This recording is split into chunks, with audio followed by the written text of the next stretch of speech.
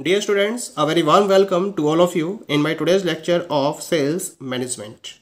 In today's lecture, we will discuss upon the topic advantages of personal selling. यानी कि आज के lecture में हम कवर करेंगे ऑर्गेनाइजेशन अगर पर्सनल सेलिंग के कॉन्सेप्ट को फॉलो करती है तो क्या क्या एडवांटेजेस मिलते हैं उसको उसके।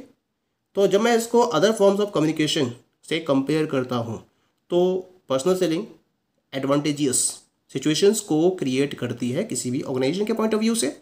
क्या क्या है इसके advantages, let us have a look. The very first one is allowing more impact of the message. क्योंकि जब पर्सनल सेलिंग की बात की जाती है तो इसमें सेंडर और रिसीवर के बीच में एक टू वे इंटरेक्शन होता है। सेंडर कौन है? जो सेल्समैन है। और रिसीवर कौन है? कंज्यूमर है। तो जो सेंडर यानी कि सेल्समैन और रिसीवर कंज्यूमर है, इनके बीच में एक टू वे इंटरेक्शन होता है। और इस टू वे इंटरेक्शन की वजह से डायरेक्ट अप्रोच को फॉलो करते हुए प्रोडक्ट के रिगार्डिंग किसी भी इश्यू को प्रॉपरली रिजॉल्व किया जा सकता है, प्रॉपर मैसेजिंग फॉलो की जा सकती है। और इस मैसेजिंग के बेसिस पर प्रोडक्ट के रिगार्डिंग अगर कोई भी इश्यू रेज होता है तो उसको रिजॉल्व भी किया जा सकता है। इसके साथ साथ एक इन डेप्थ डिस्कशन भी पॉसिबल होता है पर्सनल सेलिंग में। तो इस इन डेप्थ डिस्कशन की वजह से जो सेलिंग पॉइंट है उस सेलिंग पॉइंट पर किसी भी इश्यू को प्रॉपरली क्लैरिफाई किया जा सकता है। Second advantage is individual attention and clarification of the message possible. क्योंकि फेस टू फेस कम्युनिकेशन होता है पर्सनल सेलिंग में सेल्समैन का या सेल्स पर्सन का कंज्यूमर्स के साथ में। तो जब फेस टू फेस कम्युनिकेशन होता है तो उस केस में जो भी मैसेजेस अवेलेबल होते हैं सेल्स पर्सन के पास, उनको क्लियर वे में कंज्यूमर्स के साथ में शेयर किया जा सकता है। उनके परसेप्शन को फॉलो करते हुए उनको बेटर वे में उस मैसेज को क्लियर वे में उन्हें डिफाइन किया जा सकता है, और वो भी इस तरीके से जिससे कि वो प्रॉपरली उसको समझ सके। क्योंकि जब फेस टू फेस कम्युनिकेशन होता है कंज्यूमर के साथ में सेल्समैन का, तो वो क्या करता है, वो उसके बिहेवियर को प्रॉपरली स्टडी कर लेता है और उसके बाइंग बिहेवियर को स्टडी करते हुए ये समझ आता है कि किस तरीके से उसे प्रोडक्ट के रिगार्डिंग एक क्लियर मैसेज कंज्यूमर को प्रोवाइड करना है, अवेलेबल कराना है। This is the advantage. Next advantage is likelihood of distraction minimised.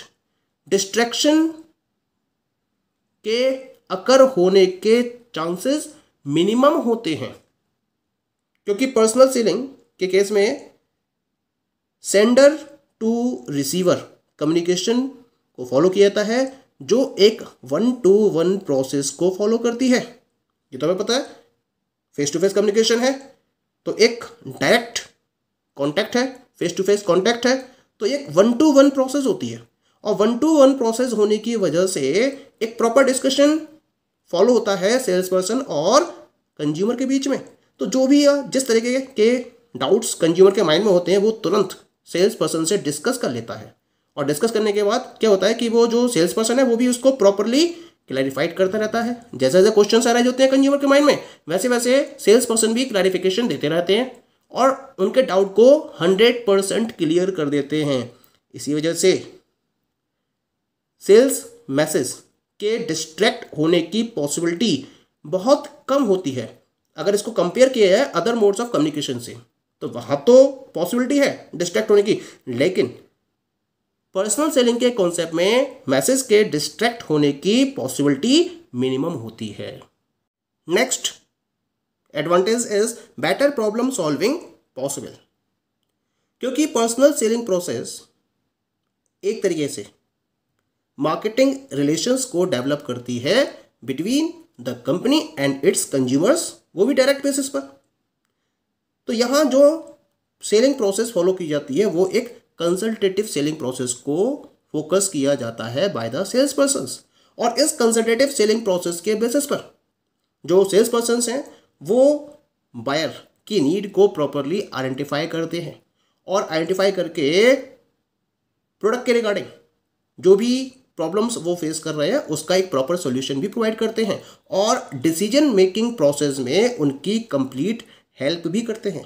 तो एक तरीके से प्रॉब्लम के बेटर सॉल्यूशन के रिगार्डिंग सेल्स मैन के द्वारा प्रॉपर एफर्ट्स किए जाते हैं by using the concept of personal selling. Clear. Next one is the market potential can be analysed. सबसे बड़ी बात क्या है कि जो सेल्स पर्सन होते हैं वो मार्केट के डायरेक्ट कॉन्टैक्ट में होते हैं और वो इन डेप्थ डिस्कशन को भी फॉलो करते हैं विद द कस्टमर्स। तो जब कस्टमर्स के साथ में वो इन डेप्थ डिस्कशन में इन्वॉल्व होते हैं तो इसके बेसिस पर वो मार्केट की पोटेंशियलिटी को भी प्रॉपरली एनालाइज कर सकते हैं और मार्केट शेयर को गेन करने की पॉसिबिलिटी को भी एनालाइज किया जा सकता है और इस एनालिसिस के बेसिस पर सेल्स पर्सन्स अपने एफर्ट्स करते हैं और कंज्यूमर्स को प्रॉपरली मोटिवेट करते हैं प्रोडक्ट को परचेज करने के लिए, जिससे कि मैक्सिमम मार्केट शेयर को गेन किया जा सके। क्योंकि इनका अपना एक फील्ड एक्सपीरियंस होता है, इनकी अपनी रिसर्च चलती रहती है और इस फील्ड एक्सपीरियंस और रिसर्च के बेसिस पर ये मार्केट पोटेंशियल को प्रॉपरली एनालाइज करने की पोजीशन में होते हैं। Okay, next advantage is instant feedback and corrective actions possible. सबसे बड़ी बात क्या होती है कि जब सेल्स पर्सन्स कस्टमर्स के साथ में डायरेक्ट टच में होते हैं तो वो इस पोजीशन में होते हैं कि वो ये पता कर पाए कि प्रोडक्ट की वैल्यू यानी कि जो यूज वैल्यू है उसके रिगार्डिंग उनका क्या रिएक्शन है। क्योंकि प्रॉपर डिस्कशन होता है कंज्यूमर के साथ में और जब डिस्कशन होता है तो उस डिस्कशन के बेसिस पर उनको एक प्रॉपर इंफॉर्मेशन अवेलेबल होती है कि कस्टमर्स प्रोडक्ट के बारे में क्या सोचते हैं, उनकी ओपिनियन क्या है प्रोडक्ट के बारे में। और अगर कोई सजेशन आता है इम्प्रूवमेंट का कस्टमर्स की तरफ से तो वो उसको भी प्रॉपर अटेंशन पे करते हैं। ऐसा नहीं है कि कस्टमर्स प्रोडक्ट के इम्प्रूवमेंट के रिगार्डिंग कोई सजेशन दे रहे हैं और वो उसको नेग्लेक्ट कर रहे हैं। नेग्लेक्ट नहीं किया जाता है बल्कि उस इंफॉर्मेशन को केयरफुली इनके द्वारा फॉलो किया जाता है। यानी कि एक प्रॉपर फीडबैक कस्टमर से लिया जाता है प्रोडक्ट यूज के रिगार्डिंग और ये केवल और केवल कौन कर सकता है, पर्सनल सेलिंग के बेसिस पर ही ऐसा किया जाना पॉसिबल है। अब जब आप कस्टमर से डायरेक्ट फीडबैक लेंगे तो इस डायरेक्ट फीडबैक के बेसिस पर आप क्या कर सकते हो, करेक्टिव मेजर्स को फॉलो कर सकते हो जिससे कि कस्टमर्स के सेटिस्फैक्शन को और ज़्यादा इंक्रीज किया जा सके। क्योंकि जितना ज़्यादा आप कस्टमर के सेटिस्फैक्शन को इंक्रीज करोगे उतना ही आपके प्रोडक्ट के सेल होने के चांसेस बढ़ते चले जाएंगे। सेटिस्फाइड कंज्यूमर हमेशा एक पॉजिटिव वाइब की तरह होता है किसी भी ऑर्गेनाइजेशन के लिए। वो खुद तो परचेज करता ही करता है और उसके साथ साथ वर्ड ऑफ माउथ पब्लिसिटी भी करता है। तो इसी वजह से पर्सनल सेलिंग के बेसिस पर इंस्टेंट फीडबैक पॉसिबल है और उस इंस्टेंट फीडबैक के बेसिस पर करेक्टिव एक्शंस को इस तरह से फॉलो किया जाता है जिससे कि कस्टमर्स के सेटिस्फैक्शन को मैक्सिमाइज किया जा सके। So these all are the different advantages of personal selling. Now we will discuss about the limitations of personal selling. यानी कि अब हम स्टडी करेंगे कि पर्सनल सेलिंग की क्या क्या लिमिटेशंस है, इसके क्या क्या डिसएडवांटेजेस हैं। हालांकि पर्सनल सेलिंग हमें बहुत सारे एडवांटेजेस अवेलेबल कराता है, लेकिन इसके बावजूद भी अगर प्रॉपरली पर्सनल सेलिंग को कंट्रोल न किया जाए और उसके रिगार्डिंग प्रॉपर स्ट्रेटजीज को डेवलप न किया जाए तो ये किसी भी ऑर्गेनाइजेशन के लिए डिसएडवांटेजियस सिचुएशंस भी क्रिएट कर सकता है। क्या है पहली लिमिटेशन इसकी, communication objectives may be distorted. Communication objectives को डिस्टॉर्ट भी किया जा सकता है, यानी कि इसका मतलब भी बदला जा सकता है। क्योंकि जब हम पर्सनल सेलिंग की प्रोसेस को फॉलो करते हैं या किसी भी ऑर्गेनाइजेशन द्वारा जब पर्सनल सेलिंग की प्रोसेस को फॉलो किया जाता है तो उसके द्वारा जो मैसेज ऑब्जेक्टिव्स हैं उनको स्टैंडर्डाइज्ड वे में डेवलप किया जाना चाहिए और इस तरह से डिज़ाइन किया जाना चाहिए जिससे कि सेल्स पीपल के द्वारा इनको अच्छी तरीके से समझा जा सके। अगर सेल्स पर्सन को मैसेज ऑब्जेक्टिव क्लियर नहीं है तो क्या होगा, तो सेल्स पर्सन्स अपने अकॉर्डिंग मैसेज को ऑल्टर भी कर सकते हैं, मैसेज को चेंज भी कर सकते हैं और अगर वो ऐसा करते हैं तो ये रॉन्ग मेथड ऑफ कम्युनिकेशन को भी फॉलो करेंगे। और जब रॉन्ग मेथड ऑफ कम्युनिकेशन को फॉलो किया जाएगा सेल्स पर्सन की तरफ से, क्योंकि प्रॉपर गाइडलाइंस नहीं है और गाइडलाइंस नहीं है तो सेल्स पर्सन अपने अकॉर्डिंग बिहेव करेगा, अपने अकॉर्डिंग मैसेज को डेवलप करेगा और उसको मार्केट में कम्युनिकेट करेगा। तो इससे जो आपके मार्केटिंग ऑब्जेक्टिव्स हैं वो प्रॉपरली अचीव नहीं हो पाएंगे, उस पर एक बैड इम्पैक्ट पड़ेगा। क्लियर। सेकेंड लिमिटेशन क्या है इसकी, misunderstanding. Any internal conflict among management and sales force may generate misunderstanding and misconception। अगर किसी भी तरीके का कोई भी इंटरनल कॉन्फ्लिक्ट रहता है मैनेजमेंट और सेल्स फोर्स के बीच में किसी भी ईसीओ को लेकर, तो इसकी वजह से दोनों के बीच में मिसअंडरस्टैंडिंग और मिसकंसेप्शंस जनरेट हो सकते हैं, और इन मिसअंडरस्टैंडिंग और मिसकंसेप्शन की वजह से जो पर्सनल सेलिंग प्रोग्राम है वो फ्रस्ट्रेशन की तरफ जा सकता है, और अगर वो फ्रस्ट्रेशन की तरफ गया तो जो प्रमोशनल ऑब्जेक्टिव्स हैं वो कंप्लीटली स्पॉइल हो जाएंगे, और आप अपने प्रमोशनल ऑब्जेक्टिव्स को अचीव नहीं कर पाएंगे जैसा कि आप चाहते हो उस तरीके से। Clear? Next one is high cost. Whenever we are talking about the personal selling, the cost per sales is higher in comparison to other modes of communication system.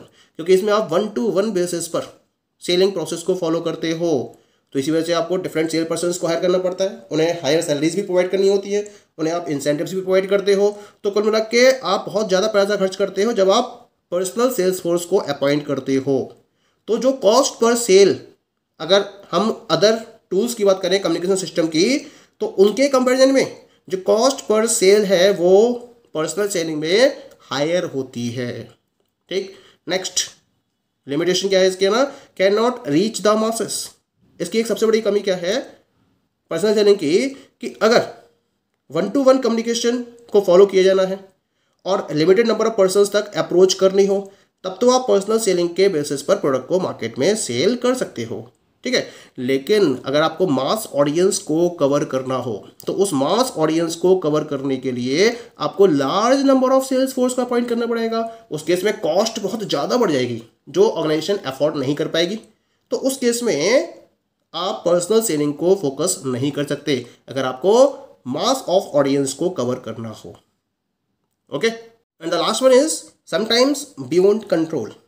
कभी कभी क्या होता है, जो सेल्स फोर्स है वो मैनेजमेंट के control के बाहर चली जाती है, यानी कभी कभी मैनेजमेंट सेल्स फोर्स पर प्रॉपरली कंट्रोल नहीं कर पाता है। एक्चुअल में होता क्या है, जो सेल्स पर्सनल है वो क्लाइंट को डायरेक्टली हैंडल कर रहे होते हैं। उस समय सेल्स फोर्स किस तरीके से कम्युनिकेट कर रहे हैं क्लाइंट के साथ में, that can not be controlled by the management. तो अगर उस पर्टिकुलर डीलिंग के टाइम पर जो सेल्स पर्सनल है, अगर वो अनएथिकल अप्रोच को फॉलो करेंगे, तो इससे सेल्स फोर्स को तो नुकसान नहीं होगा, बल्कि उनकी वजह से ऑर्गेनाइजेशन की इमेज को बहुत बड़ा नुकसान होगा।